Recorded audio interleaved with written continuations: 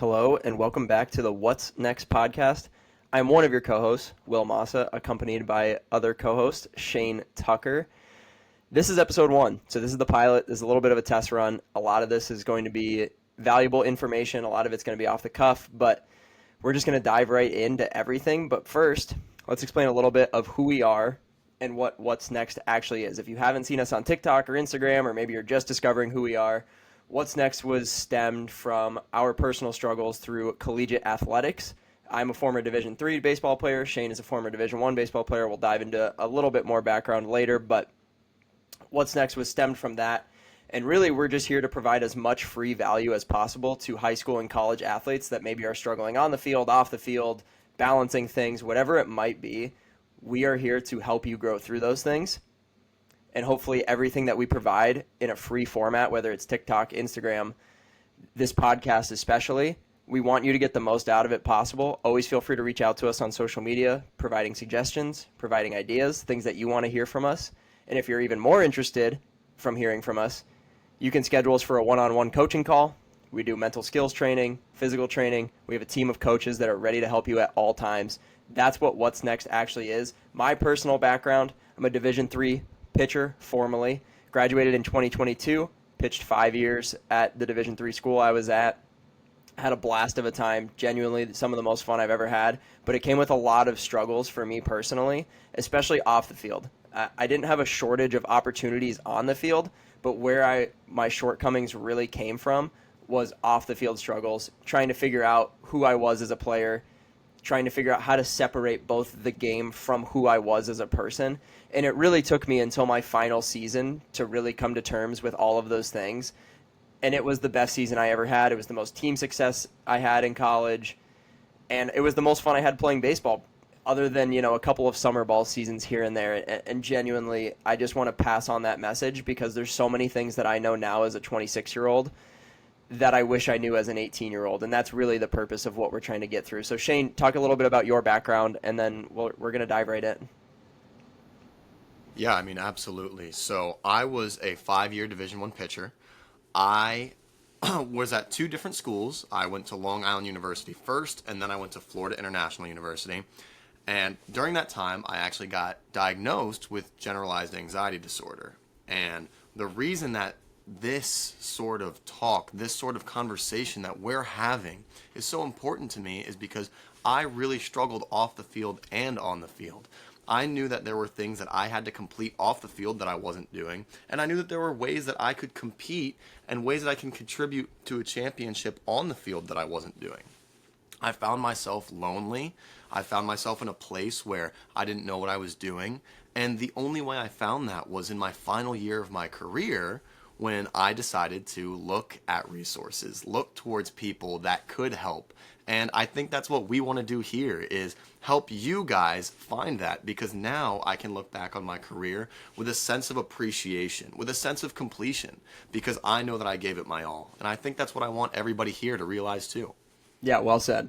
So having said that, we're going to jump right in. This is episode 1, all about overcoming performance anxiety. Something that every athlete, one way or another, has probably felt, whether it was your first game in college, whether it was when you finally got the starting job and you just feel so overwhelmed at times. And we're going to talk about overcoming that, because performance anxiety was something that I dealt with specifically a lot in college. And it honestly didn't come until I actually got older.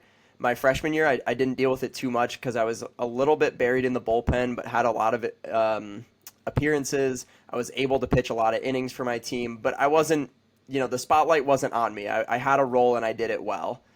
When I got older, I started being put in, the number 2 starter spot, the number 1 starter spot. And it came with a lot of spotlight that I didn't know how to handle. And I really struggled. And we talk so much about being in your routines and having that be something to fall back on. For me, I actually became a slave to my routine. I became so invested in it that it actually hurt my performance on the field. And if I didn't do everything a very specific way from the time I woke up to the time I threw the first pitch, that outing wasn't going to go the way that I wanted it to go. And it sucked. Like it got to the point during my sophomore season where I was sitting down kind of halfway through conference season before I started to turn things around because I completely detached from the outcome. I had a really good start to the season. I was feeling good, and then everything hit the fan. I was horrible for a good month and a half stretch, and my coach believed in me, kept rolling me out there. You know, all the credit to him for doing that. But it got to the point where I didn't even want to be out there anymore because I didn't know how to fix what was going on. And finally, it just Yeah, and one thing that I'll say is that anxiety manifests in such different ways because for you, while you were thinking about how strict your process was, a lot of baseball players think about superstition, right? And that is something that we, I think, as a collective should really focus on. Superstition is different than having a routine. Superstition is defined by saying that I can't succeed unless I do this thing, right? We don't want anybody to be so superstitious that all of a sudden you can't succeed unless you do 45 things right before you perform, right? Performance anxiety looks so different for everybody. And I think your example resonates with a lot of kids now, especially because so many of us were raised in this facility environment where we have a strict routine. We have all these strict plans. We have it all laid out in front of us. And it gives us this idea that we have to do each and every step every single time. And sometimes you just can't. And it's about finding that adaptability within that. And so performance anxiety, especially anxiety in general, for you, I think is what so many 18 and 19-year-olds, when they first get to college experience, is wait, now I'm not in the environment that I thrived in the most. I'm now in a new environment. And it's about creating that comfort, creating that trust. That's how we can overcome the anxiety that starts from the beginning of needing that process. So I'd like you to continue on with your career. Yeah, absolutely. And to your point, I actually think I benefited more when I was moved back into the bullpen because I didn't know when I was going to throw. So my routine was just my routine, and it was like, if I'm going to throw today, I'm going to throw today, and it's going to be on a moment's notice. It's not all of this build up knowing that I'm throwing on Saturday at noon, and then you have all of Friday to figure out, you know, what you're doing, what your routine is going to look like the day before you pitch, and then the morning of. And it just came with a lot of things that I didn't know how to deal with, especially as a pitcher, because my freshman year I was all out of the bullpen. I got comfortable in that role. I was okay with, you know, being, hey, we need you hot in 2 minutes. Run down there and get warm, go in the game. And this can apply to really a lot of sports. You know, if you're on the bench for a while and you get your opportunity and you capitalize on that opportunity because you kind of are just thrust into the moment and your feet are grounded and you're feeling present in that opportunity and you capitalize on it because that's what your preparation is teaching you to do. And then all of a sudden you win the starting job and you don't really know how to go about your day to day because you kind of freak out and tighten up a little bit. That happens so often. And really it happened to me for 2 years. And it took me a really long time to figure out how to get out of that. And finally in my last year, I was moved back into the bullpen, figured out ways to, you know, do things on a moment's notice, figured out that my routine, you know, it doesn't matter what socks I wear that day. It doesn't matter what warm-up routine even I do that day. I know that my preparation off the field is going to benefit me on the field, and it just took a really, really long time for me to figure that out. And it's not always something that people are going to tell you, right? It's not something that people are going to come save you from because not everybody knows that that is actually the issue. And it actually took pretty much until I graduated for me to understand like what I was doing was not the way that I should have been doing it. Yeah, and I think another thing that's so important about that is what anxiety looks and feels like, right? I think a lot of us, when we're anxious, kind of look for that directive from somebody else. We have this opinion that somebody else is going to help us. And that's how anxiety manifests is why am I not getting helped? Why does nobody want to help me? And that was so wrong. I remember having those feelings. I remember thinking back to myself, getting my heart racing because I was so concerned with why other people weren't helping me. I was so concerned why other people had this doubt in me. But the entire time, it was just because I was doubting myself. So when we think about ways to combat that, ways that we can move through that, you know, it's so interesting when we talk about looking to other people for comfort versus looking for other people for help, right? It's not somebody's job to help you or to comfort you. The only thing that can help that is your interpretation of what they're doing, right? For anxiety purposes, we talk all this time about how the shifting of the situation can change our mindset. And how do we manage that? And I think for both of us, it involved a simplification of what we were doing. How do I get ready? How do I do this? What's next? Where do we go after this? Once you commit yourself to a process that you can repeat on the field, off the field, at home, a simple 1-2 step that now is not something that you have to do, but something that you want to do. How do we create that in sports, right? And I think that one way that we can create that is off the field just by finding that one thing. Finding one thing that we can trust, whether it's making our bed, right? That performance anxiety is rooted in a lack of trust in ourselves, a lack of trust that we can get the job done. I remember when I was a freshman at Long Island University, I threw way harder than everybody else, so I thought that I should get playing time because of that. And I could not have been more wrong because I wasn't actually ready for the game. I was just ready to throw hard. I had to learn how to put my own feelings aside about what I thought my role should be and just make it so that I was a pitcher. I think so many people are concerned about, well, what if coach doesn't want me in this big time role? So many people think that their role defines their position, which defines who they are. But that's not true at all. We go about lives being put into positions by other people all the time. They don't define us as people. Our actions define who we are. Our everyday actions of how do we respond to the position we're put in. How will you succeed within the position you're put in? How can you overcome that feeling of, wow, this coach doesn't trust me to be the number one guy, right? We're all so concerned about being the number one guy that we lose the ground under our feet, just like you were talking about. I think you brought up something so important, and I don't want it to get lost, and it's the difference of feeling like you have to do something versus wanting to do something.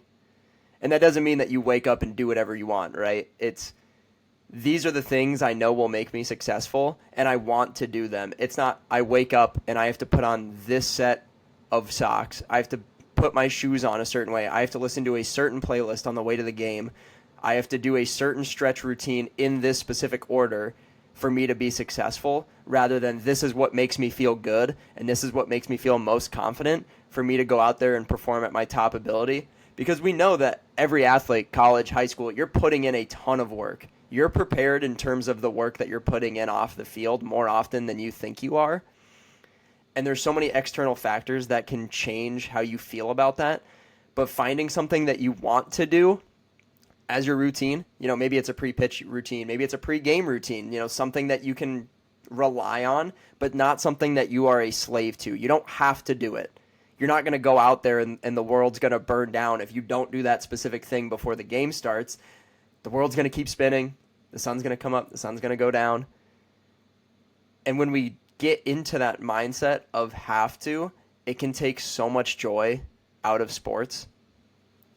And it really does. Like every day you can show up and dread being on the field because you're worried about what if you missed one step to your 50 checklist box and you'd missed one little check in that thing, and all of a sudden you go from being a dominant, confident player who's put in the work and put in the effort day in and day out to somebody who looks and feels like they maybe have never played before, because it can just constrict you in every single aspect of your sport.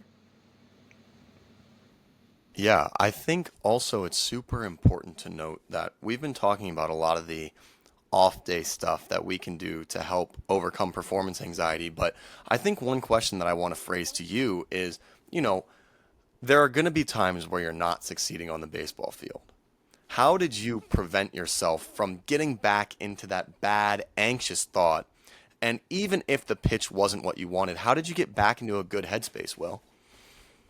It's a really good question. And I think it changed over time for me. And quite honestly, I think my performance anxiety mostly came out of a pregame place rather than an in-game place. I felt more comfortable once, things were rolling and I wasn't thinking about all of the stuff that I did or didn't do prior to the game starting. But a lot of the times it's just trusting ability. I was somebody that took so much pride in the work I did off the field that I felt like I deserved to be up there whenever I was given that opportunity to be on the field and show off what I was working on. And so a lot of my performance anxiety wasn't necessarily I'm in the game and I'm freaking out because I don't know what to do. It was more so I've done all this work and now I feel like I have to perform a certain way, and I had a version of success in my head that wasn't necessarily the version of success that should have been what I needed. And I think that was the biggest disconnect for me was you put in all this work on your days where you're not playing games. You put in all this work in the off season. You put in all this work during preseason, and then you go out there and it doesn't look exactly the way that you have it in your head, and that made me freak out. And then it was something needs to change immediately, and that was the biggest root of the performance anxiety for me was that the version of success I had in my head wasn't really what success should have looked like, and it really, really, really made me struggle for 2 years really through college. And 2 of my 4 years were really spent trying to reinvent the wheel week in and week out because one thing didn't go my way, whereas I should have just been trusting all of the stuff that I had been working on and the stuff that I was seeing progression in during practices, and when there was no pressure and I was just kind of feeling it out and doing the things that felt good. And then in the game when it didn't go my way, it immediately became hit the panic button. What do I need to fix right now? It's not take a step back, reflect, maybe something just was off that day. Maybe I just didn't have something working. It was something needs to be fixed, and that's not the case in 99% of cases when you have a bad game or even a bad season. There isn't always something that needs to be hit the panic button and you need to fix immediately. And that was something it took a really long time for me to figure out, is that there wasn't always something to fix. Yeah. One thing that I want to touch on, which I think is super important that you talked about, was this idea of success, right? This idea of winning, this idea of what it means to be successful. And one thing that you brought up was how you didn't phrase it this way, but I'm going to phrase it this way. Success is all about your perspective of success. Success is relative to you. I think so many times as athletes, we are given this kind of golden rule of thumb about what success looks like within our sport. And it can kind of take that joy out of the sport and really contribute to that anxiety that we all feel. One thing that I noticed when I was getting into games was that if I didn't throw a pitch correctly, if I missed my spot, my first thought would be, oh, my coach isn't going to like that. And that drives everybody crazy. Your coach knows, no coach expects you to be 100% correct every single time. That is only you. You're the only person who thinks that. Because success is all about your perception of success.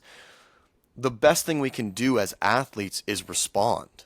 The best thing we can do is move forward after a bad pitch is thrown, right? So for you, after you threw a bad pitch, you got to say, well, I put in all this work beforehand, so why wouldn't it work for the next pitch? And for me, it turned into, well, that last pitch didn't go my way.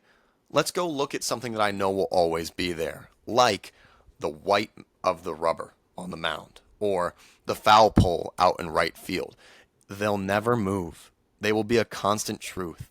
If you're always looking for your coach's emotions to be completely there all the time in the direction that you want, it never will. So it's all about finding that sense of peace, that sense of success in something that is always there. That's how you create this trust to overcome the anxiety, especially in the moment. Find something that will always be there, that you can always trust, that will always help you move forward. And I think the biggest piece of that is being grounded and being present.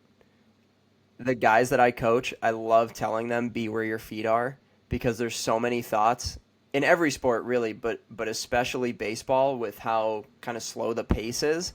But this applies for every single sport. If you're concerned about what you did on the last play, the last mistake you made, even the last success you had, that's done, right? If you play soccer or basketball and you just made a shot or you scored a goal, that's great and you should take a little bit of time to celebrate that, but then it's right back to it, right? It's done. Like Yeah. you can't just leave I it think behind that because you did one good thing. And same thing in baseball. You could go up there and hit a home run. It's done. You still have two more at bats in front of you, right? You can't just ride out the game because you had one good at bat. Like you have to do the same thing every single time and not saying that you have to score a goal every time you get the ball or you have to hit a home run every time you're up, but you have to be rooted in what you're doing and be present in that moment. And you can't just say, well, I did something good earlier, so I don't have to worry about what I'm doing next.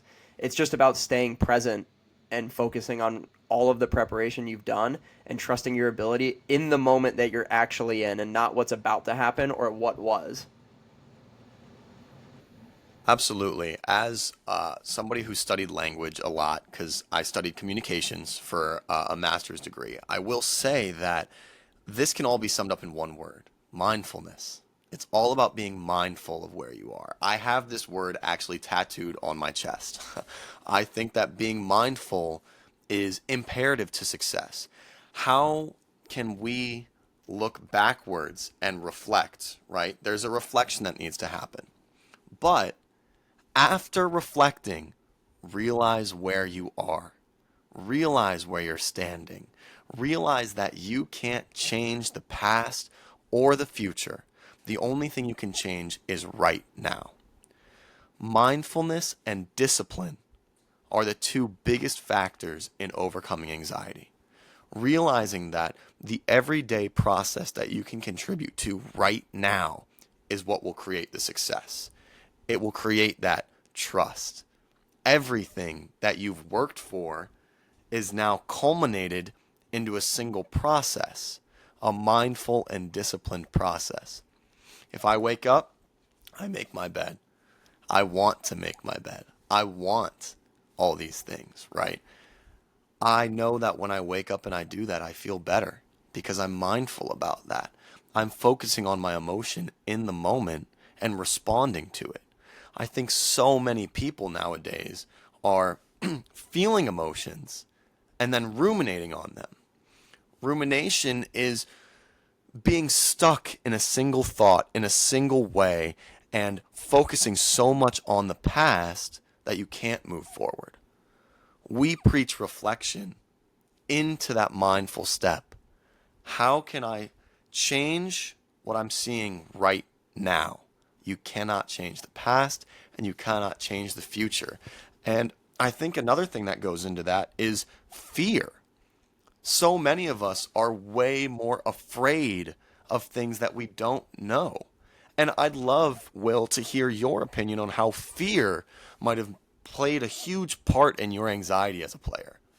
One of my favorite quotes is fear is a mile wide and an inch deep. So everything that you are afraid of is not what it seems. You know, it seems like this huge thing, and as soon as you step into it, you realize, well, this is only an inch deep. Like I can get through this. This is easy. And there's such a big difference in wanting to win and wanting to succeed versus being afraid to fail. And it's a really, really thin line.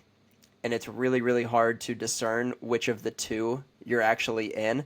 And I think for a long time for me, it was I'm afraid to fail because I don't want to let my teammates down rather than I'm playing to succeed because I'm playing for my teammates and I know they have my back.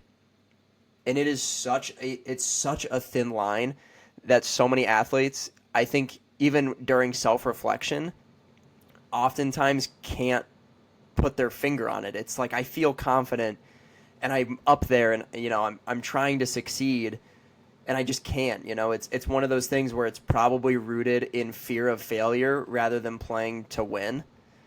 And obviously, like we just talked about, success is different for everybody. You have to define what that is. And even failure, you have to define what failure is. I just talked about this the other day in a short video of, failure isn't what it seems. You aren't failing. Failure is learning opportunities. And once you start to figure that out, you're not afraid of learning opportunities. You're afraid of the perception of what it looks like if you don't do exactly in your head what you think success is. And so when you start viewing failure as learning opportunities and ways to get better, you're not going to be afraid of that. Everybody wants to learn. 99.99% of athletes want to learn because they know it'll help them get better, but they're afraid of failure. So when you start reframing failure as learning opportunities, I think that fear can start to go away because you're never going to be afraid of learning opportunities. Like I said, fear is a mile wide and an inch deep. Yeah. You know how I talked about how success is all about your perspective? I think that another important part about that is that failure is all perspective too. And I actually want to talk about what the fear of failure actually looks like. All right. And because these are things that everyday people do, not just athletes. For example, when your relationship gets hard with somebody, are you the type to break it off and run away? Are you the type to be like, I don't know if I can help this. I don't know if I can change this, and turn away from it? Another fear of failure that culminates in all of us is a sense of perfectionism. Why am I not the perfect human? What is the perfect human? How can I be that perfect human? This is something that's so toxic to our brain. There is no such thing as perfection. There's the perception of confidence, but there's no such thing as perfection. And the last way that I think that the fear of failure really culminates, especially in athletes, is feeling like you're letting people down. If you feel like you're letting people down, you're actually just afraid of the current actions that you think you're doing. But you're so much more than the baseball player or the athlete or the boyfriend or girlfriend that you are. You are a holistic person. So you should approach your life like you're a holistic person. Realize where your feet are. Realize how many things you have in front of you, not behind you. This sense of I need to be the perfect person by getting all the good grades and by having a perfect ERA and by striking everybody out or by scoring all the goals on my team. It's not possible. You can't put that weight on yourself. We've all tried to put that weight on ourselves where we feel like we have to be the perfect person for everybody to be happy. It's not your job to make everybody happy. It's your job to make you happy. So realizing that, the first step of that is not being afraid of failing. It's about saying, I'm going to take this head on, and if it doesn't work, I'm going to find a way to make it work next time. It's a constant learning process. And that is how we can overcome fear, is by learning and by moving forward and by being mindful. I think, Will, you know this better than most. Like, how did you find success later in your career? You became the best version of yourself. And that's how you help a team win.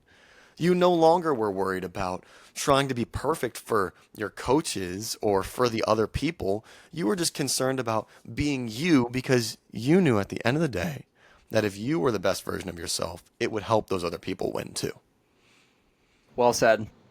I believe that is the biggest takeaway from all of this is being the best version of yourself, which is something that you and I preach a lot about in our content. It's not about being the best player. It's not about being the best teammate. It's not about being the best person. It's about being the best version of yourself because all of those things are encompassed in that. When you're the best version of yourself, you're going to be good at all of those things. And in the end, you're going to contribute to team success in some way.